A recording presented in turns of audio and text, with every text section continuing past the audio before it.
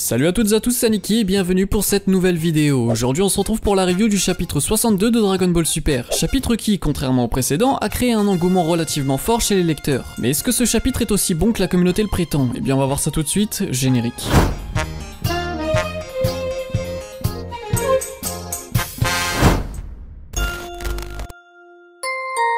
Avant de commencer la review, j'aimerais souligner que Goku et Toyotaro confirment ce que je disais sur Molo. Dès la seconde page du chapitre, Goku dit « c'est un problème avec un autre avec ce chip ». Et rien que pour ça, je pense qu'on peut enfin dire merci Toyotaro.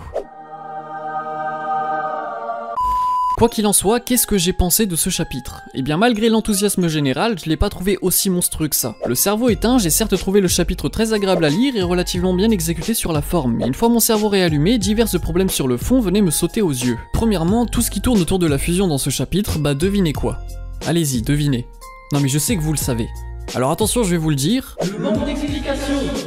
C'est un truc de ouf, on dirait que Toyotaro est menacé de mort s'il donne la moindre explication à chaque fois qu'il introduit un élément. Molo explique que son entre guillemets fusion avec Seven Tree ne durera pas 30 minutes comme à l'accoutumée. D'accord, mais pourquoi? Je vais peut-être passer pour l'enfant chien qui demande tout le temps pourquoi à ses parents, mais ça doit être souligné. Surtout que comme d'habitude, y a pas forcément d'incohérence ou de problème en soi, on peut y trouver des explications, mais c'est pas au lecteur de faire ça à la place de l'auteur. Les théories c'est sympa, ça fait vivre la communauté, ça peut ouvrir un peu d'espace à l'auteur, mais c'est pas fait pour remplir la totalité des éléments de ton œuvre. Non, là où il y a vraiment incohérence, c'est plus par rapport à la limite de temps de l'utilisation des capacités de Seven Tree. Celle-ci disparaît une fois la fusion effectuée et il y a absolument aucune explication par rapport à ça, c'est littéralement magique. De l'autre côté par contre, empêcher la fusion de Goku et Vegeta en ayant la possibilité d'utiliser la technique de Vegeta sur eux, c'est une super idée. Celle-ci est très bien exploitée et empêche la surutilisation de la fusion pour nos protagonistes, elle donne un argument de taille. Dommage tout de même de s'en séparer de cette manière puisqu'une apparition de Végéto aurait pu être sympa à lire. Point négatif concernant Goku par contre, c'est un éternel débile, ce qui me fait dire que sa personnalité et son intelligence ne sont pas du tout respectés, ou du moins pas correctement, au moins sur la forme. C'est Piccolo qui doit lui préciser qu'ils ne peuvent plus fusionner pour qu'il percute, j'ai l'impression qu'il a une latence dans le cerveau. Alors certes Goku c'est pas une flèche, mais c'est pas un débile non plus. Là il donne vraiment l'impression d'avoir constamment deux de QI et ses expressions faciales n'aident clairement pas. Je sais bien que ça date pas d'hier concernant DBS, mais d'évoluer un personnage sans raison ça n'existe pas, donc je suis obligé de le souligner. Pour revenir sur du positif, Molo pue la classe dans ce chapitre. L'arrogance et la prestance qui se dégagent du personnage quand il a l'avantage sont incroyables. Notamment le double rayon sur C17 et C18 sans même qu'il se retourne, ça j'ai vraiment kiffé. Il va même jusqu'à atomiser Vegeta avec sa propre technique, c'est aussi humiliant que de se faire fumer par Sylas avec ton propre ulti.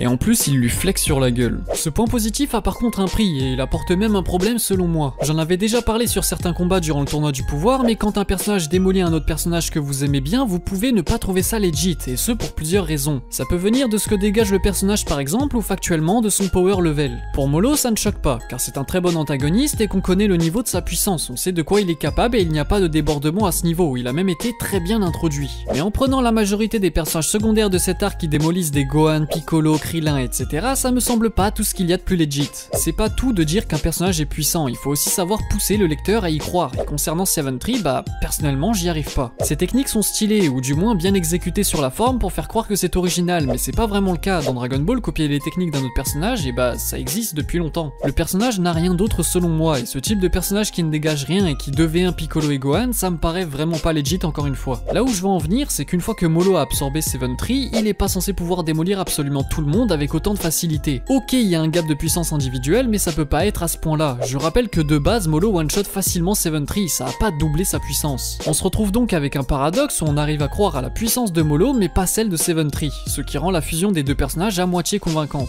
Il y a selon moi un gros problème de power level dans ce chapitre. Déjà en faisant partie du Gohan Gang, voir Gohan se faire littéralement one-shot par ce machin au caractère design claqué me brise le cœur. Et au-delà de ça, je doute que ce soit possible. Dans le cas où Gohan a arrêté de s'entraîner, ok pourquoi pas, sinon c'est du total caca de taureau.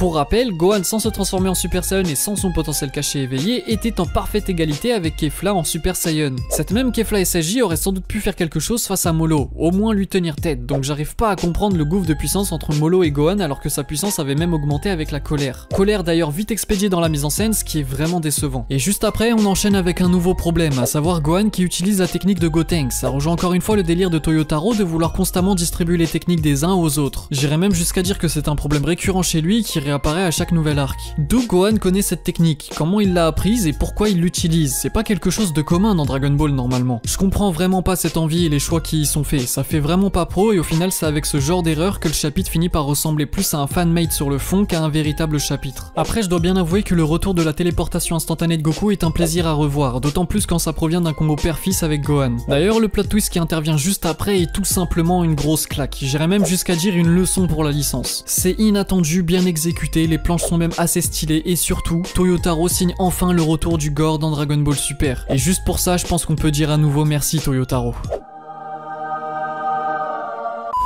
Autant enlever la limite de temps des capacités volées sans explication n'avait aucun sens, autant Toyotaro arrive à y trouver une utilité intéressante. C'est stylé, mais dommage. Par la suite, Molo créera une grande barrière tout autour d'eux pour s'assurer la victoire et la mort de nos protagonistes. Et à ce moment-là, on y croit. La situation est tendue, la tension palpable et on voit absolument aucune issue positive pour ce combat. Enfin, un antagoniste intelligent qui bloque les intrusions extérieures. Bon, après c'est quelque chose qui aura été vite contourné, mais l'intention est louable et c'est bizarrement très bien exécuté. Je veux dire, j'en suis au point d'être surpris quand un truc est bien fait et apporte de la tension dans Dragon Ball Super. Au final, le plot twist le moins intéressant selon moi, c'est vraiment l'intervention de Milus, personnage que j'aime pas spécialement de base, donc on peut se dire que c'est plutôt normal, mais il y a autre chose derrière ça. Effectivement, ce Deus Ex Machina est un véritable poison pour ce chapitre. Il arrive dans le pire timing, détruisant ainsi tout le rythme établi à la base, et sonne extrêmement facile comme solution face à Molo. De base, les Deus Ex Machina, c'est vraiment des mécaniques à éviter ou à fuir dans le monde de la littérature, et là encore plus vu l'exécution. On a une bonne mise en scène à la base, tout ça pour finir par se dire les 10 précédentes pages ne servent à rien. Et pire encore, on finit par se dire que Milus aurait pu intervenir largement plus tôt. Ce chapitre avait le potentiel de créer un véritable comeback de Gohan, un vrai, pas un petit quart d'heure de gloire. On aurait eu quelque chose de bien meilleur. Ici on rush la défaite des personnages principaux face à Molo juste pour ce putain de Deus Ex. Sans ça, Toyotaro aurait pu créer une mise en scène monstrueuse autour de Goku et Gohan. Son coup de colère aurait pu servir à quelque chose, porter un message, mais là non, c'est juste beau Molo, il est plus puissant, je suis vraiment déçu. Ça aurait contenté absolument tout le monde, mais Toyotaro a pris le choix de la facilité avec un Deus Ex Machina en faisant intervenir un personnage qui n'est pas aussi intéressant que Gohan, sacrifiant ainsi le propos au prix d'une facilité scénaristique évidente. Mais bref, passons parce que j'aimerais bien souligner un petit point suivant. À la page 44, Jaco tire sur Molo en même temps qu'une explosion atterrit sur lui, et c'est plus ou moins la même scène que Mister Satan qui tire sur Boo Gotenks absorbé.